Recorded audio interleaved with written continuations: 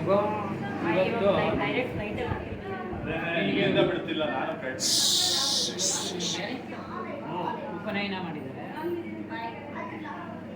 ಉಪನಯನ ಅಂದರೆ ಎರಡು ಅರ್ಥ ಇದೆ. ಒಂದು ಗುರುವಿನ Silence. ಉಪನಯನ ಅಂತ, ಅದಕ್ಕೆ ನಯ ಅಂತ ಕರ್ಕೊಂಡು ಹೋಗ್ತಾರೆ. ನಯ ನಯತೆ ಗುರುವಿನ ಹತ್ರ ಹೋಗೋದು ವಿದ್ಯಾಭ್ಯಾಸಕ್ಕೆ. ಹಿಂದಿನ ಕಾಲದಲ್ಲಿ ಈ ಥರ ಸ್ಕೂಲ್ಗಳು ಇರ್ತಿದೆ. ಮನೆಗೆ ಹೋಗಿ ಕರ್ಕೊಂಡು ಹೋಗ್ತಾರೆ ಗುರುಗಳ ಮನೆಗೆ. ಅವ್ರ ಗುರುಗಳ ಮನೆಯಲ್ಲೇ ಇತ್ತು, ಅವರೇ ಊಟ ತಿಂಡಿ ಎಲ್ಲ ಹಾಕೋದು. ಕೇಳಿಸ್ಕೋ ಫೀಸ್ ತಗೊಂಡಿದ್ದಿಲ್ಲ ಅವರು, ಅವರೇ ಊಟ ಹಾಕೋದು ಗುರುಗಳಿಗೆ. ಈ ಥರ ಇದ್ದು ಇದನ್ನು ಮಾಡೋದು, ಅದಕ್ಕೆ ಉಪನಯನ. ಇನ್ನೊಂದು ಏನಂದರೆ, ಈಗ ಇವನು ಕನ್ನಡಕ ಹಾಕ್ಕೊಂಡಿದ್ದಾನೆ, ಆ ಕನ್ನಡಕಕ್ಕೂ ಉಪನಯನ ಅಂತ ಹೆಸರು. ಈ ನಯನ ಇದೆ, ನಯನ ಅಂದರೆ ಕಣ್ಣು, ಉಪನಯನ ಅಂದರೆ ಇನ್ನೊಂದು ಕಣ್ಣು.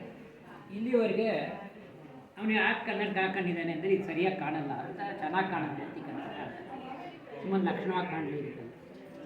ಹೌದಾ? ಇಲ್ಲಿವರೆಗೆ ನಾವು ಜೀವನವನ್ನು ನೋಡೋದು ಒಂಥರ ಇರುತ್ತೆ. ಸುಮ್ಮನೆ ಆಟ ಆಡ್ಕೊಂಡು ಮಾಡ್ಕೊಂಡು ಆದರೆ ಒಂದ್ಸತಿ ಉಪನಯನ ಆದಮೇಲೆ ಒಂದು ಜವಾಬ್ದಾರಿ ಬಂದ್ಬಿಡುತ್ತೆ ಹುಡುಗಿಗೆ. ಈಗ ಒಂದು 20 ವರ್ಷ ಆದರೂ ಸಂಧ್ಯಾನ ಉಪನಯನ ಮಾಡಲಿಲ್ಲ ಅಂದರೆ ಒಂದು ಸಂಧ್ಯಾನ ಜವಾಬ್ದಾರಿಯಿಂದ ಏನು. ಅದೇ ಎಷ್ಟೆಷ್ಟು ಚಿಕ್ಕ ವಯಸ್ಸಿಗೆ ಉಪನಯನ ಮಾಡ್ತಾರೆ ಅಷ್ಟು ಬೇಗ ಜವಾಬ್ದಾರಿ. ನೀನು ಇವತ್ತಿನಿಂದನೇ ಏನಾಗುತ್ತೆ, ಅಗ್ನಿ ಮುಂದೆ ಗುರುಗಳ ಮುಂದೆ ಹೇಳ್ತಿರ್ತಾರೆ, ನಾನು 110 ಸಂಧ್ಯಾನ ಮಾಡ್ತೀನಿ, ಹಾಗೆ ಮಾಡ್ತೀನಿ ಮಾಡ್ತೀನಿ ಏನೇನೋ ಹೇಳ್ತಾರೆ. ಅಂದರೆ ಕೆಲವು ಮಾಡೋಕ್ಕಾಗುತ್ತೆ, ಕೆಲವು ಮಾಡೋಕ್ಕಾಗಲ್ಲ ಹೇಳ್ತಾರೆ. ಗೊತ್ತಾಯ್ತಾ? ಮರ ಹತ್ಬೇಡ ಅಂತ ಹೇಳ್ತಾರೆ, ನೀರಿಗೆ ಇಳಿಯಲ್ಲ ಅಂತ. ಅದೆಲ್ಲ ಯಾಕೆ ಹೇಳಿದ್ದಾರೆ ಅಂದರೆ, ತಂದೆ ತಾಯಿಗೆ ಮಕ್ಕಳ ಮೇಲೆ ಗಾಬರಿ ಆಗುತ್ತೆ. ಎಲ್ಲಿ ಹೋಗು ಮಕ್ಕಳು ನೀರಲ್ಲಿ ಏನಾಯಿತು, ಮರ ಹತ್ತಿದ್ರೆ ಏನಾಯಿತು, ಅವ್ರ ಹಿತದೃಷ್ಟಿಯಿಂದ ಇಟ್ಟಿರೋದ್ರಿಂದ. ನಾವು ಮುಖ್ಯವಾಗಿ ಆಗ ಸಣ್ಣದು ಹೇಳ್ತೀರಿ ನನ್ಬಿಟ್ಟು ಈಗ ನನ್ನ ಪ್ರಾಮಿಸ್ ಅಂತ. ತಂದೆ ತಾಯಿಗೆ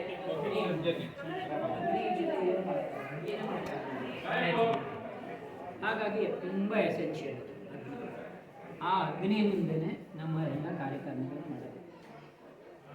ಚೌಲ ಇರಲಿ ಅಂದರೆ ತಿರುಪತಿ, ಉಪನಯನ ಇರಲಿ, ಮದುವೆ ಇರಲಿ, ಎಲ್ಲದಕ್ಕೂ ಅಗ್ನಿಗಿಂತ ಇರೋದು. ಅಗ್ನಿಗಿಂತ ಅದು ಯಾಕಂದರೆ ಸೂರ್ಯ ಬೆಂಕಿ ಥರ ಅಂತ ಬಿಸಿಲಾಗಿದೆ ಜಾಸ್ತಿ ಆಗುತ್ತೆ. ಅವನದು ಇನ್ನೊಂದು ರೂಪ ಅಗ್ನಿ. ಬೆಳಗ್ಗೆ ಸಂಧ್ಯಾನೆ ಮಾಡುವಾಗ ಏನು ಹೇಳ್ತೀಯ, ಸಂಜೆ ಸೂರ್ಯನ ರಾತ್ರಿ ಮಾಡುವಾಗ ಅಗ್ನಿ. ಅಂದರೆ ಸೂರ್ಯ ಚಂದ್ರ ಎಲ್ಲರೂ ನಾವೇನು ಮಾಡ್ತೀವಿ ಅದನ್ನು ಕೊಡ್ತೀವಿ. ನಾವೇನು ಅನ್ಕೊಳ್ತೀವಿ, ನಾನು ಏನೋ ಒಂದು ಏನೋ ತಿನ್ನಬೇಕು ಅಂತ ಆಸೆ ಇತ್ತು, ಏನೋ ತಾಡ್ತಿದ್ದೀನಿ, ಯಾರು ನೋಡಿಲ್ಲ, ಆದರೆ 2 ಜನ ನೋಡ್ತಾನೇ ಇರ್ತಾರೆ, ಸೂರ್ಯ ಅಥವಾ ಅಗ್ನಿ, ಇದೆಲ್ಲ ನೋಡ್ತಾ ಇರ್ತಾರೆ. ಹಾಗಾಗಿ ನಮ್ಮನ್ನು ಯಾವಾಗಲೂ ಒಬ್ಬರು ಗಮನಿಸ್ತಾ ಇರಬೇಕು. ನಾವು ಒಳ್ಳೇದು ಮಾಡಿದರೆ ಅಪ್ರಿಷಿಯೇಟ್ ಮಾಡ್ತಾರೆ, ಕೆಟ್ಟದ್ದು ಮಾಡಿದರೆ ಸರಿ ಇಲ್ಲ. ಈ ಉಪನಯನ ಹೇಳಿದಾಗಿಂದ ಈ ಒಂದು ಮೊಟ್ಟೆ ಇರುತ್ತೆ, ಅದು ಒಡೆದು ಹೊರಗೆ ಬಂದಾಗ ಅದಕ್ಕೆ ಚೈತನ್ಯ ಬರುತ್ತೆ, ಓಡಾಡೋಕ್ಕೆ ಶುರು. ಮೊಟ್ಟೆ ಒಳಗಿರೋರು ಹಾಗೇ ಇರ್ತದೆ, ಮೊಟ್ಟೆ ಒಡ್ಕೊಳ್ತಿದ್ದಂಗೆ ಅದೇ ಓಡಾಡೋದು ಆಗ್ಬಿಡುತ್ತೆ. ಹಾಗಾಗಿ ಇಲ್ಲಿ ಇಷ್ಟು ದಿನ ತನಕ ನಾವು ಏನಾಗಿರ್ತೀವ, ನಾವೇ ಏನು ಸ್ವಲ್ಪ ಚೈತನ್ಯ ಕಡಿಮೆ, ಸ್ಟ್ರೆಂತ್ ಕಡಿಮೆ ಇರುತ್ತೆ, ಸ್ಪಿರಿಟ್ ಕಡಿಮೆ ಇರುತ್ತೆ. ಒಂದು ಸತಿ ಉಪನಯನ ಆದಮೇಲೆ ನಮಗೇ ಗೊತ್ತಿಲ್ಲದೆ ಹೆಚ್ಚಿನ ಇದು ಬರುತ್ತೆ. ಓ ಚೈತನ್ಯ ಬರುತ್ತೆ, ಓ ಹೀಗೆ ಮಾಡಬೇಕು ನಾವು, ಗೊತ್ತಾಯ್ತಾ? ಅದಕ್ಕೆ ಏನು ಹೇಳ್ತಾರೆ, ನೀನು ಸಂಧ್ಯಾವನೆ ಮಾಡಿದೆ ಅವತ್ತು ಏನು ಹೇಳ್ತೀವಿ ನಾವು ಅಂದರೆ, ಆ ಸಂಧ್ಯಾವನೆ ನಿಮಗೆಲ್ಲ ಮಂತ್ರಿಗಳು ಕಲಿತ ಮೇಲೆ ಅರ್ಥ ಆಗುತ್ತೆ. ನಾವು ಕೈನಿಂದ ಏನೋ ತಪ್ಪು ಮಾಡ್ತೀವಿ, ಕಾಲಿಂದ ತಪ್ಪು ಮಾಡ್ತೀವಿ, ಹಾಗೆ ದೇಹದ ಬೇರೆ ಬೇರೆ ಅಂಗಗಳಿಂದ ತಪ್ಪು ಮಾಡ್ತೀವಿ. ಅಷ್ಟೇ ಅಲ್ಲ, ಯಾರಿಗೋ ಸಿಟ್ಟು ಬಂದೆ ಅವ್ನು ಹೊಡಿಬೇಕು ಅಂತ ಮನಸ್ಸಿನಲ್ಲಿ ಅಂದ್ಕೊಂಡ್ರು ಆ ಮನಸ್ಸಿನ ಇರೋದು ಹೊರಗಡೆ ಗೊತ್ತಾಗ್ತದೆ ಭಗವಂತ. ಅದಕ್ಕೋಸ್ಕರ ಬೆಳಗ್ಗೆ ಸಂಧ್ಯಾವನೆ ಮಾಡುವಾಗ ದೇವರೇ ನನಗೆ ಯಾವುದು ನಾನು ಏನೇನು ತಪ್ಪು ಮಾಡಿದ್ದೀನಿ ಅದನ್ನು ಕ್ಷಮಿಸು. ಮತ್ತು ಸಂಜೆ ಏನು ಹೇಳ್ತೀವೋ ಬೆಳಗಿನಿಂದ ನಾನು ಏನೇನು ತಪ್ಪು ಮಾಡಿದ್ದೀನಿ ಅದೇ ಅಗ್ನಿ ಕ್ಷಮಿಸ್ಬಿಡಪ್ಪ. ಈ ಪ್ರೋಕ್ಷಣೆ ಮಾಡ್ಕೊಳ್ಳೋದು ಸಂಜೆ ನಾನು ನಾಳೆಯಿಂದ ಎಲ್ಲ ಹೇಳ್ಕೊಡ್ತೇನೆ ಕ್ಲೀನಾಗಿ. ನಮ್ಮನ್ನು ನೀನು ಸ್ನಾನ ಮಾಡ್ತಿದ್ದಂಗೆ ಏನು ಹೇಳ್ತೀಯ, ಸ್ನಾನ ಮಾಡ್ತಿದ್ದು ಬಟ್ಟೆ ಒರೆಸ್ಕೊಂಡ್ರೆ ಆಗುತ್ತಾ? ಇಲ್ಲ, ಆರೋಗ್ಯವಾಗಿರೋಲ್ಲ, ಚೆನ್ನಾಗಿ ಸ್ನಾನ ಮಾಡು. ಸ್ನಾನ ಮಾಡೋಕ್ಕೆ ಯಾವುದು ಮುಖ್ಯ? ನೀರು. ಅದಕ್ಕೆ ಹೇಳ್ತಾರೆ, ನೀರಲ್ಲಿ ಪ್ರೋಕ್ಷಣೆ ಮಾಡಿಕೊಂಡು ನನ್ನ ಶರೀರವನ್ನು ಮನಸ್ಸನ್ನು ಪರಿಶುದ್ಧವಾಗಿ ಮಾಡಿದ್ದೀವಿ. ಇನ್ನೊಂದು ಹೇಳಿದ್ದಾರೆ, ಮೊಟ್ಟ ಮೊದಲನೇ ಮಂತ್ರ ಇದು ಸಂಧ್ಯಾವಂದನೆಯಲ್ಲಿ, ಅಪವಿತ್ರೋವ ಪವಿತ್ರೋವ ಸರ್ವ ಅವಸ್ಥಾನದೋಪಿವ ಯಸ್ ಸ್ಮರೆ ಪುಂಡರೀಕಾಕ್ಷಂ ಸ ಬಾಹ್ಯ ಅಭ್ಯಂತರ ಶುಚಿ. ನಾವೇನು ಯಾವುದೇ ಸ್ಥಿತಿ ಇಲ್ಲ, ನಾನು ಮಲಗಿದ್ದೀನಿ ಇದಾಗಲ್ಲ, ಊಟ ಮಾಡಿ ಇದು ಸ್ನಾನ ಮಾಡಿಲ್ಲ ಇದಿಲ್ಲ, ಈ ಥರದ್ದು ಏನೂ ಇಲ್ಲ. ನಾವು ಯಾವುದೇ ಸ್ಥಿತಿಲಿರಲಿ ಆ ಪುಂಡರೀಕಾಕ್ಷನ ಅಂದರೆ ಆ ವಿಷ್ಣುವಿನ ಹೆಸರನ್ನು ಹೇಳ್ತಿದ್ದಂಗೆ ನಾವು ಹೊರಗಡೆ ಮತ್ತು ಒಳಗಡೆ ಪರಿಶುದ್ಧ. ನಾವು ಹೇಗಾಗಬೇಕು, ಹೊರಗಡೆ ಮತ್ತು ಒಳಗಡೆ ಪರಿಶುದ್ಧ ಅಂದರೆ ಮನಸ್ಪೂರ್ವಕವಾಗಿ ನಾನೀಗ ಶುದ್ಧನಾಗ್ತೀನಿ. ಇನ್ನು ಹೇಳಿದ ಮೇಲೆ ಏನು ಹೇಳ್ತಾರೆ, ಸಂಧ್ಯಾವನೆ ಆದಮೇಲೆ ಒಂದೇ ಒಂದು ಸ್ತುತೋಮಯ ವರದ ವೇದ ಮಾತ, ಸ್ತುತೋಮಯ ವರದ ವೇದ ಮಾತ ಆಯು ಪ್ರತಿಗಾಂ ದ್ರವಿಣಂ ಬ್ರಹ್ಮವರ್ತ್ಯಸಂ. ಮನುಷ್ಯ ಏನಕ್ಕೆ ಆಸೆ ಪಡ್ತಾನೆ, ನಾನೀಗ ಓದಬೇಕು ಅಂತ. ಓದೋದು ಯಾಕೆ? ಒಳ್ಳೆ ಕೆಲಸ ಸಿಕ್ಕಿ. ಒಳ್ಳೆ ಕೆಲಸ ಯಾಕೆ? ದುಡ್ಡು ಮಾಡಬೇಕು, ಮನೆ ಕಟ್ಟಬೇಕು, ಇದನ್ನು ಮಾಡಬೇಕು, ಸಂತೋಷವಾಗಿರ್ಬೇಕು. ಈ ಸಂಧ್ಯಾವನ ಮಾಡಿದ್ರಿಂದ ಏನಾಗುತ್ತೆ ಅಂದರೆ ನಿನಗೆ ಆಮೇಲೆ ಇವೆಲ್ಲ ಇದ್ಮೇಲೆ ನಂಗೆ ಆಯಸ್ಸಿರಬೇಕು, ಅದನ್ನೆಲ್ಲ ಅನುಭವಿಸ್ಬೇಕು. ಅದಕ್ಕೆ ಕೇಳ್ತಾನೆ, ಆಯು ಪೃಥಿವ್ಯಾಂ ದ್ರವಿಣಂ ಬ್ರಹ್ಮವರ್ಚಸ. ಆಯಸ್ಸಾಯಿತು, ದ್ರವಿಣ ಆಯಿತು, ದುಡ್ಡು ಸಿಕ್ತು. ಆಯು ಪೃಥ್ವಿ, ಮನುಷ್ಯ ನಾನು ತೋಟ ಮಾಡಬೇಕು, ಮನೆ ಕಟ್ಕೋಬೇಕು, ಅದು ಇದು ಅದು ಆಯು ಪೃಥ್ವಿಯಾಂ ದ್ರವಿಣಂ ಬ್ರಹ್ಮವರ್ಚಸಂ. ಇವೆಲ್ಲದಕ್ಕಿಂತ ಹೆಚ್ಚಾಗಿ ನಮಗೆ ಬ್ರಹ್ಮವರ್ಚಸ್ಬೇಕು. ಅವನು ಮುಖ ನೋಡ್ತಿದ್ದಂಗೆನೇ ಈ ಹುಡುಗ ಆಚಾರವಂತನಾಗಿದೆ, ಸಂಧ್ಯಾವನೆ ಮಾಡ್ತಾನೆ, ಅಗ್ನಿ ಕಾರ್ಯ ಮಾಡ್ತಾನೆ. ಆಮೇಲೆ ಅಗ್ನಿ ಕಾರ್ಯ ಮಾಡುವಾಗ ಏನು ಹೇಳ್ತಾರೆ, ಅಗ್ನಿ ನೀನು ತೇಜಸ್ವಿಯಾಗಿದೆಯಾ, ಹಾಗೆ ನನ್ನನ್ನು ತೇಜಸ್ವಿಯಾಗಿ. ನೀನು ವರ್ಚಸ್ವಿಯಾಗಿದೆಯಾ, ನನ್ನನ್ನು ವರ್ಚಸ್ವಿಯಾಗಿ. ನೀನು ಹರಸ್ವಿಯಾಗಿದೆಯಾ, ನನ್ನನ್ನು ಸೈಲೆನ್ಸ್ ಅಂತ ಯುವಕರಿಗೆ, ಬ್ರಾಹ್ಮಣರಿಗೆ, ಎಲ್ರಿಗೂ ಇದೆ, ಎಲ್ಲಿದ್ದಾರೆ ಎಲ್ಲ ಒಳ್ಳೆಯ ಚಿಕ್ಕ ಹುಡುಗನೂ ಅದನ್ನು ಕೇಳ್ತಾರೆ. ಅದು ಕೇಳ್ತಾನೆ ಮೇಲೆ ಅವ್ರು ಏನು ಹೇಳ್ತಾರೆ, ಅವಾಗ ಕೇಳುವಾಗ ಭಗವಂತ ಅಗ್ನಿ ಕೇಳ್ತಾರೆ, ಶ್ರದ್ಧಾಂ ಮೇಧಾಂ ಯಶ ಪ್ರಜ್ಞಾಂ ವಿದ್ಯಾಂ ಬುದ್ಧಿ ದ್ರವಿಣಂ ಬ್ರಹ್ಮವರ್ಚಸಂ ಮಹ್ಯಂ ಅವಿದ್ಯಂ ಬಲಂ ಆಯುಷ್ಯಂ ತೇಜ ಆರೋಗ್ಯಂ ದೇಹಿಮೆ ಅವ್ಯವಹನ. ನನಗೆ ಶ್ರದ್ಧೆಯನ್ನು ಕೊಡಿ. ಓದಬೇಕು ಅಂದರೆ ನಾಳೆ ಓದ್ತೀನಿ ಅಂತಂದರೆ ಓದಲ್ಲಿ ನೀವು ಪರೀಕ್ಷೆಗೆ ಪಾಸ್ ಆಗಬೇಕು ಅಂದರೆ ಓದಬೇಕು. ಮತ್ತೆ ಮೊದಲನೇದಾಗಿ ಏನಾಗಿರುತ್ತೆ ಅಂದರೆ ನನಗೆ ಶ್ರದ್ಧೆ ಇದ್ದರೆ ಮಾತ್ರ ಆ ಕೆಲಸ ಮಾಡಬೇಕು. ಶ್ರದ್ಧೆ ಅಂದರೆ ಆಸಕ್ತಿ ಇದೆ, ಇಂಟ್ರೆಸ್ಟೇ ಇಲ್ಲಿದ್ರೆ ಮಾಡೋದಾಗುತ್ತಾ? ಇಲ್ಲ. ಅದಕ್ಕೋಸ್ಕರ ಶ್ರದ್ಧೆ, ಮೇಧ ಅಂದರೆ ಓದಿದ್ದೆಲ್ಲ ನಿಮಗೆ ಓದ್ದೆ ಮತ್ತೆ ಹೋಯ್ತು ಅನಿಸುತ್ತೆ. ಓದಿದ್ದು ನೆನಪಲ್ಲಿ ಇರಬೇಕು. ಆಮೇಲೆ ನೆನಪಿರೋದು ಅಷ್ಟೇ ಅಲ್ಲ, ಇದು ಸರಿಯೋ ತಪ್ಪು ಅಂತೇಳಿ ಯೋಚನೆ ಮಾಡೋದು ವಿವೇಕ ಬೇಕು. ಶ್ರದ್ಧಾ ಮೇಧ ಯಶ ಪ್ರಜ್ಞಾ. ಓದಿ ಪರೀಕ್ಷೆ ಪಾಸ್ ಆದಮೇಲೆ ರಿಸಲ್ಟ್ ನೋಡ್ತಾರೆ ಎಲ್ಲರೂ, ನಾನು ಪಾಸ್ ಆದ್ನಾ ಇಲ್ವಾ ಅಂತ. ಯಶಸ್ಸು ಅದು ಆಗಬೇಕು. ಪರೀಕ್ಷೆ ಪಾಸ್ ಆದ್ರೇ ನನಗೆ ಇದು. ನಾನು ಓದ್ಬಿಟ್ಟಿದ್ದೀನಿ, ನನಗೆ ಅಂಕ ಬೇಡ, ಗ್ರೇಡ್ ಬೇಡ, ಅದೆಲ್ಲ ಏನೋ ಆಗ್ತಿದ್ದೀರ. ಓದೋದಕ್ಕೆಲ್ಲ ನೀನು ಏನು ಮಾಡಿದ್ರು, ಈಗ ರನ್ನಿಂಗ್ ರೇಸಲ್ಲಿ ಹೋದೆ, ನೀನು ಇಂಟ್ರೆಸ್ಟ್ ಇರೋದು ನಾನು ಫಸ್ಟ್ ಬಂದ ಸೆಕೆಂಡ್ ಬಂದ ಅಂತ ಸುಮ್ಮನೆ ಹಿಂದ್ಕೊಳ್ಳೋದ್ರಲ್ಲ. ಆಗ ಅದನ್ನು ಯಶಸ್ಸನ್ನು ವಿದ್ಯಾ, ಆಮೇಲೆ ವಿದ್ಯೆ ಬುದ್ಧಿ. ವಿದ್ಯೆ ಎಲ್ಲರೂ ಓದಿರ್ತಾರೆ, ಓದಿದ್ರೆ ಅವನಿಗೆ ಬುದ್ಧಿ ಇರೋದೇ ಇರಲ್ಲ. ಇದು ಮಾಡಬೇಕಾ ಮಾಡಬಾರ್ದ? ವಿದ್ಯೆ ಬೇರೆ ಬುದ್ಧಿ ಬೇರೆ. ಮನೇಲಿ ಬೈಯುವ ತಂದೆ ತಾಯಿ ಏನಂತಾರೆ, ನಿಂಗೆ ಬುದ್ಧಿ ಇದೆಯಾ? ಬುದ್ಧಿನೇ ಇಲ್ಲದೆ ಹಿಂಗೆ ಮಾಡಿದೆಯಲ್ಲ. ಅವನು ಫಸ್ಟ್ ಕ್ಲಾಸೇ ಬಂದಿರ್ಬೋದು, ರ್ಯಾಂಕ್ ತಗೊಂಡಿರ್ಬೋದು, ಆದರೆ ಅವ್ರು ಬೈಯುವಾಗ ಬುದ್ಧಿ ಇದೆಯಲ್ಲ. ಬುದ್ಧಿ ಏನು ಅಂದರೆ ನಾನು ಸರಿಯಾಗಿದ್ದೀನಾ ಇಲ್ವಾ ಅದನ್ನು ನೋಡೋದು.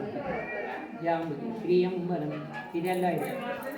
ನೀನು ಫೀಸ್ ಕಟ್ಟಬೇಕು ಅಂದರೆ ದುಡ್ಡು ಇರಬೇಕು, ತಂದೆ ತಾಯಿ ಹತ್ರ ದುಡ್ಡು ಇರಬೇಕು, ನೀನು ಖರ್ಚು ಮಾಡಬೇಕು ಅಂದರೆ ದುಡ್ಡು ಬೇಕು.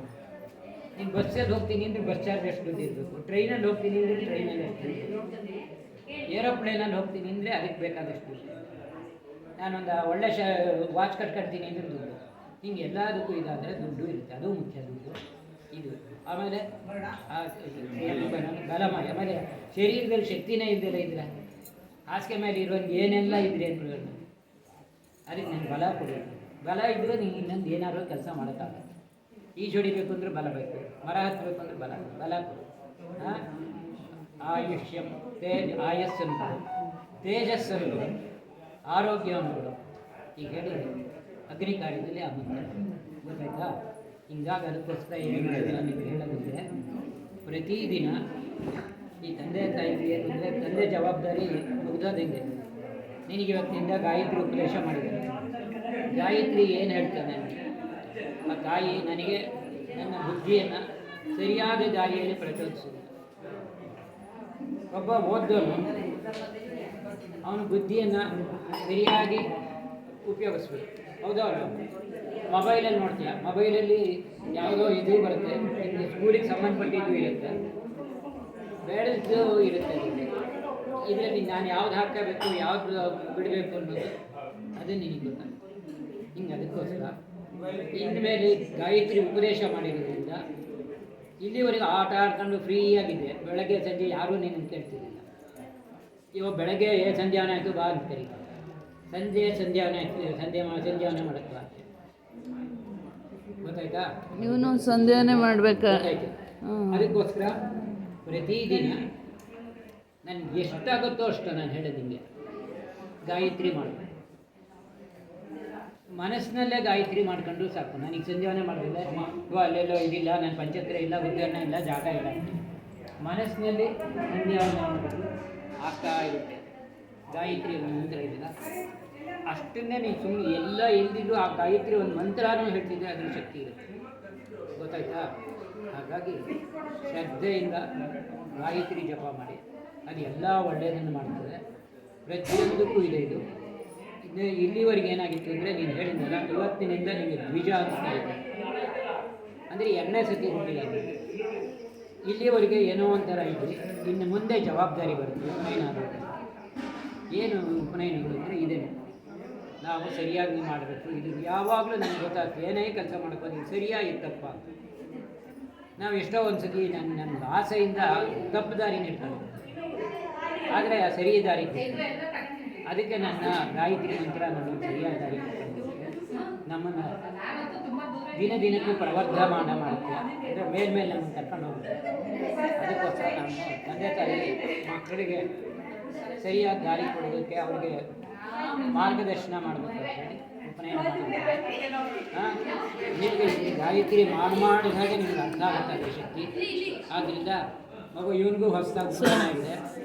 ಇಬ್ಬರು ಶ್ರದ್ಧೆಯಿಂದ ಬೆಳಗ್ಗೆ ಸಂಜೆ ಮಧ್ಯಾಹ್ನ ಮಾಡ್ತಿರೋ ಗೊತ್ತಿಲ್ಲ, ಈ 2 ಹೊತ್ತಾದರೂ ನೀವು ಸಂಧ್ಯಾವನೆ ಮಾಡಿ ಗಾಯತ್ರಿ ಮಾಡಿ ಒಳ್ಳೆಯದು. ಕೊನೆಯದಾಗಿ ಒಂದು ಅಂತ ಹೇಳ್ತೀನಿ. ಅದು ಏನು ಅಂದರೆ, ಮಕ್ಕಳಿಗೆ ಆಶೀರ್ವಾದ, ಉಪನಯನದಲ್ಲಿ ಆಶೀರ್ವಾದ ಮಾಡೋದು. ಅಗ್ನೇ ತೇಜಸ್ಸಂ ತೇಜಸ್ವಿತಂ ದೇವೇಶು ಭೂಯಃ. ಅಗ್ನಿ, ನೀನು ಅಗ್ನಿಗೆ ಬೆಂಕಿ, ಅವನು ದೇವರು ಅಗ್ನಿ. ಅವನು ಹೇಗಿದ್ದಾನೆ ಅಂದರೆ, ದೇವತೆಗಳಲ್ಲೆಲ್ಲ ಅವನು ತೇಜಸ್ವಿಯಾದನು. ಹಾಗೆ ನನ್ನನ್ನು ಮನುಷ್ಯರಲ್ಲೆಲ್ಲ ತೇಜಸ್ವಿಯನ್ನಾಗಿ ಮಾಡಿ. ಇಂದ್ರ ಎಲ್ಲ ಶಕ್ತಿಗೆ ಇದಕ್ಕೆ ಅಧಿಪತಿ. ಅವಾಗ ಹೇಳ್ತೇನೆ, ಇಂದ್ರ ನೀನು ದೇವತೆಗಳನ್ನೆಲ್ಲ ತುಂಬ ಶಕ್ತಿ ಅಂತ. ಹಾಗೆ ನನ್ನನ್ನು ಆ ಓಜಸ್ಸನ್ನು ಎಲ್ರಿಗಿಂತ ಹೊಡೆಯೋದು ಯಾರು? ಸೂರ್ಯ. ಅವನು ಸೂರ್ಯ ಬರಲಿಲ್ಲ ಅಂದರೆ ನನಗೇನೂ ಕಾಣಲ್ಲ. ಸೂರ್ಯ ಹುಟ್ಟಿದ್ದಂಗೆ ಎಲ್ಲ ಕಾಣುತ್ತೆ. ಅದಕ್ಕೋಸ್ಕರ ಅವ್ರು ಹೇಳ್ತಾರೆ, ನೀನು ಸೂರ್ಯ ಹೇಗೆ ದೇವತೆಗಳನ್ನೆಲ್ಲ ಹೊಡೆಯುವಂಥವನಾಗಿದೆಯಾ, ಬೆಳಕನ್ನು ನೀಡುವಂಥವನಾಗಿದೆಯಾ, ಹಾಗೆ ಮನುಷ್ಯರಲ್ಲಿ ನನ್ನನ್ನು ಮಾಡು. ಹೀಗೆ ಪ್ರತಿಯೊಬ್ಬರನ್ನು ಭಗವಂತ ಇದನ್ನು ಕೇಳ್ತಾ ಹೋಗ್ತಾರೆ. ಯೋಚನೆ ಮಾಡ್ತಾ ಇದ್ದಾರಾ?